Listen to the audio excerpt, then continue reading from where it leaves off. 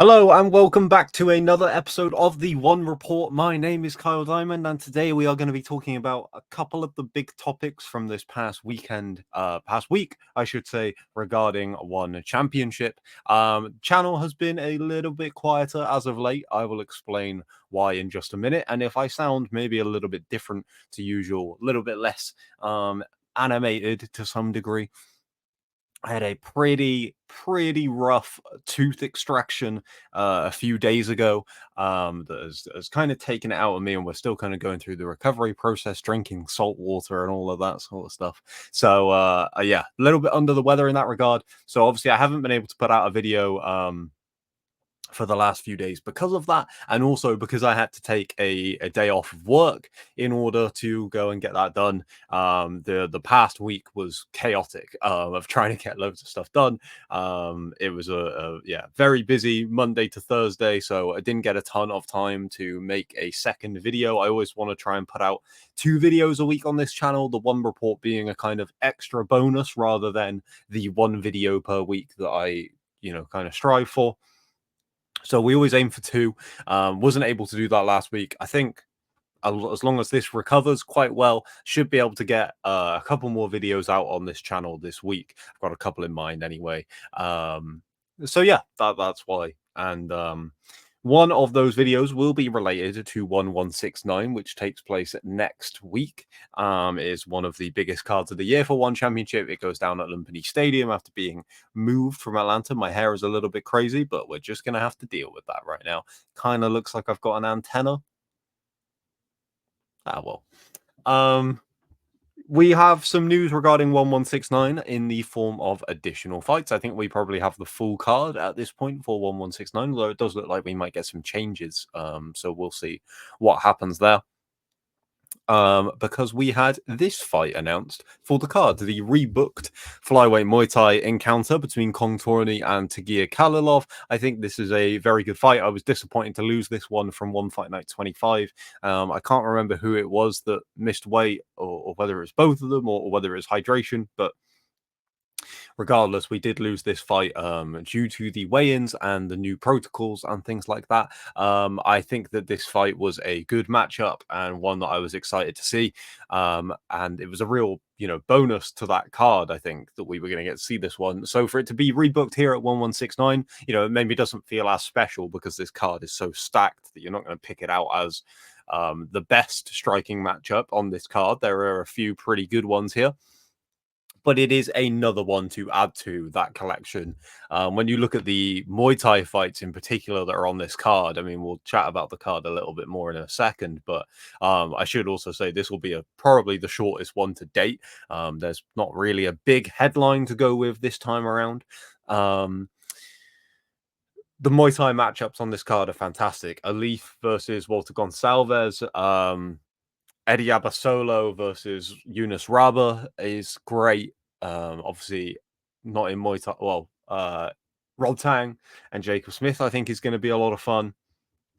So there really is some great Muay Thai stuff on that card, and this is just another good addition to it.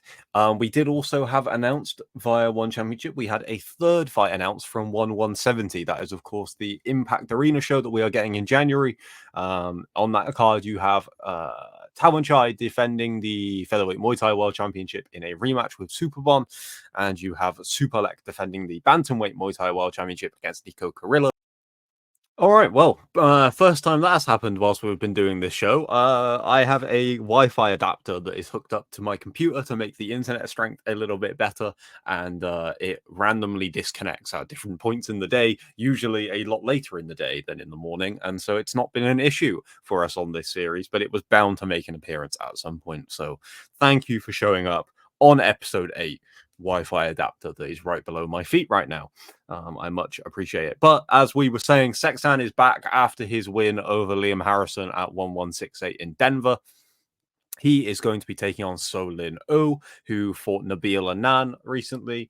not really much you could gain from that fight. I expected him to walk forward and try and be aggressive and close that distance, and I expected the Beal to be able to come through that fight because he is very, very good at using that range and also doing damage on the inside with knees and elbows. That is what he did in that fight. It was a convincing win by Nabil, but of course, this is a very, very different kind of fight when you have a left-way fighter in Soe Lin Oo taking on Seksan, who is one of the most all-action Muay Thai fighters in the world. You know that this is going to be an absolutely crazy fight. I think that is why they have announced it third. It's a catch weight. I don't know whether this is going to be Seksan's last outing. It seemed like maybe that could be the case going into the Liam Harrison fight, but I also wouldn't be surprised, if he just keeps fighting until he loses. Do I think he'll come through this one? I mean, again, it's hard to kind of judge Soe Lin based on that performance against Nabil. I think he was always going to be, it was always going to be a very, very difficult fight for him against Nabil. This is a matchup that plays to his strengths a little bit more, and you know that Seksan is not going to be someone that is going to fight off of the back foot and things like that. So this should be an absolute banger. I think this is a really, really fun fight, and yeah, good, a solid addition. There was also one more fight added to 1169. I'm just gonna have to switch the screen over here to 1169 on November 8th at Lumpini Stadium. So yeah, it looks like we probably have this full card at this point. Like I said, let me just get myself out of the way here. And we have the addition of Ayaka Miura versus one of the most fun names I think I've encountered in the time I have been covering MMA, Macarena Aragon. Apologies if the pronunciation is wrong, but that is, I mean, that's two things that just bring absolute joy to this world, isn't it? Macarena and Aragon. I mean, Aragorn, but close enough. Unless you're a big fan of Catherine of Aragon, maybe, for you history buffs out there. That's a joke that is gonna resonate with very few people. But good matchup here. Ayaka also one of the people that lost out on the with the weigh-ins at one fight night 25. She was supposed to fight Gian Radjuan. I believe that was at one fight night 25. Was that at 1168? It was a recent card anyway, so good to see Ayaka booked anyway because it was not her fault for that fight falling through. And she's going to be taking on, like I said, Macarena. So we'll see how she gets on. Interesting fight there. And yeah, we will go through this card next week in detail, but I think this is a phenomenal card and probably the best that One Championship have put together this year. Now there are some kind of question marks hanging over Christian Lee's fight. He, of course, will be returning for the first time in 2 years to defend his lightweight title against Alibek Razulov. However, it looks like there might be some information that we are going to find out about this. I have not inquired about this. I'm sure I could to find out what exactly this is, but I thought I would just stay on the same page as you guys and we will react to it in the moment.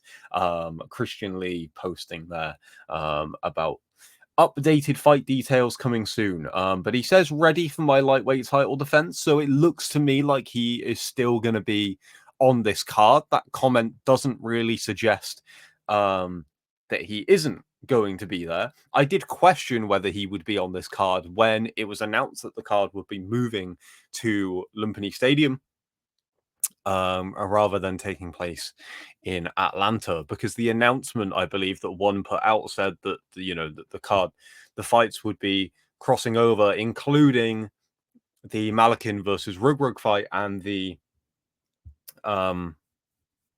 brain's gone blank. What's the other title fight that got rescheduled? Rodtang and Jacob Smith. And it said that Talonchai versus Joe Natter would no longer be happening. But it didn't mention anything about Christian Lee, which I thought was a little bit interesting. Although, they updated the card, obviously, on the website, as I showed you, and he is still listed on there. So we will find out what is happening there. I hope for Christian's sake, he's been waiting a long time. He wanted to come back a lot earlier. I hope that he is able to either stay on this card against a different opponent or at least get rebooked for, I don't think 170 would be an option because that card is already too stacked. But maybe February or something like that. I think he deserves that. Maybe even December, if for whatever reason he can't make November, or Ali Begrazilov can't make November and they don't want to do a different fight. Hopefully, yeah, I just hope that gets booked as soon as possible. It looks like we might have some news coming as well about a couple other big names in one championship. I saw that Martin Nguyen, the former two-weight world champion, was teasing a return soon and a contract being signed. That'll be interesting to see who he is going to go up against. You would imagine it will be a top contender in his division. Looks like we might get Sitachai back very soon as well. He has also signed a contract, I believe. So looks like we're going to get some big name fighters back very soon, which we kind of spoke about on the last episode in regards to the Qatar investment. Getting some of these big names back, some of these fighters that have the big purses in one championship. And we've got a couple of big cards coming up. Obviously, this November card, 1169, we'll talk about it all next week. Both probably a little bit on the one report, and also I will put out a separate preview for that card. I might also do another video on that card of some kind later on this week, so stay tuned for that. Again, apologies for the lack of content going up on this channel. I do want to keep it more active than it currently has been, but yeah, the last week of every month is always a particularly busy one for me, and with this tooth extraction, that has delayed a lot of things by a few days. So we're getting back on the horse at the start of this week, even though, still going through it a little bit, but it's not too bad. And yeah, I appreciate the support as always on these videos.